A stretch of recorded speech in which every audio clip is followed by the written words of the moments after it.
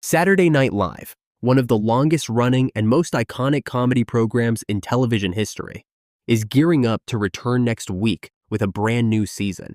For nearly 5 decades, the NBC sketch comedy institution has been at the center of American pop culture, known for its sharp satire, fearless comedy, and willingness to address subjects many other shows wouldn't dare to touch.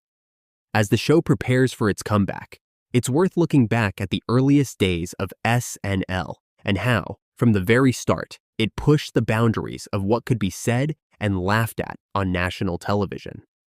When Saturday Night Live first premiered in October 1975, audiences were introduced to a raw and edgy brand of sketch comedy. Unlike the safe, family-friendly programming that dominated network TV at the time, SNL thrived on controversy and topical humor.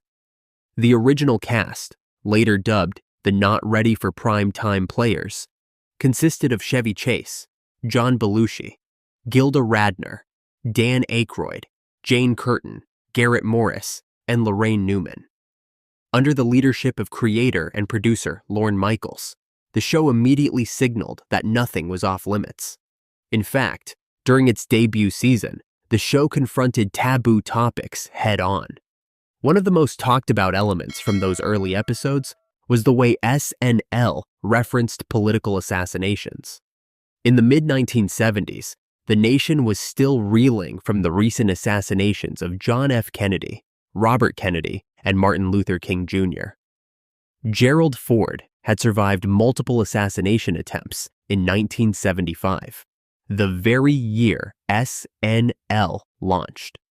Yet instead of steering clear of the subject, SNL leaned into it, using comedy as a way to address the collective tension in America. Chevy Chase, the show's first breakout star, played President Ford in a series of sketches that highlighted his clumsiness. The portrayal was more slapstick than biting political critique, but it set the tone for how SNL would treat sitting presidents moving forward. Alongside those physical comedy sketches, however, were darker jokes and references that startled viewers at the time. The willingness to riff on assassination attempts underscored SNL's rebellious edge. It was unpolished, irreverent, and dangerous in a way that made live television feel unpredictable. That risk-taking attitude was precisely what made the show an instant cultural phenomenon. For young viewers especially, it felt like SNL was giving voice to frustrations and anxieties that weren't being acknowledged in mainstream entertainment. By daring to joke about the unjokeable, the show created a new lane for comedy, one where satire and reality collided without apology. Over the decades, SNL has evolved, but the DNA of that original boldness has never gone away. From parodying Ronald Reagan's speeches in the 1980s, to skewering Bill Clinton's scandals in the 1990s, to confronting post-9/11 political figures like George W. Bush, Dick Cheney, and Rudy Giuliani, the show has always tested how far it could go. Each era has had its controversies, with critics at times arguing the humor was too insensitive or crossed ethical lines.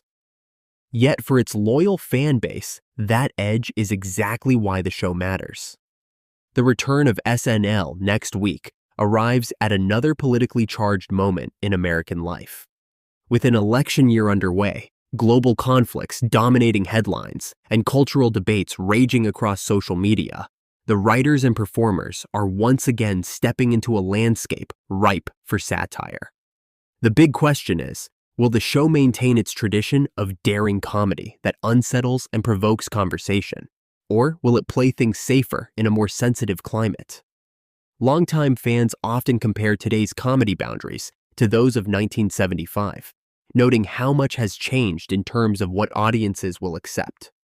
Some argue the show has softened, particularly in recent years, as network television faces competition from online creators and late-night hosts, who can take even bigger risks.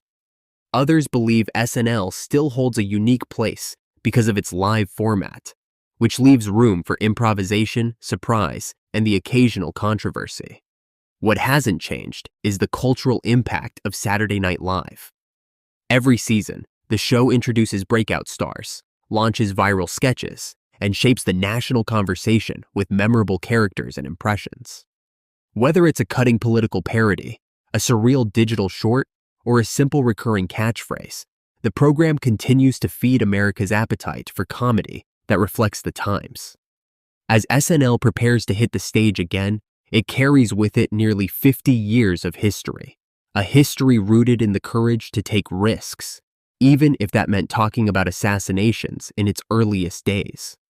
That audacity shocked viewers in 1975, and it set the bar for the fearless satire that defines the show today. Next week, when the familiar opening line rings out, "Live from New York, it's Saturday night,"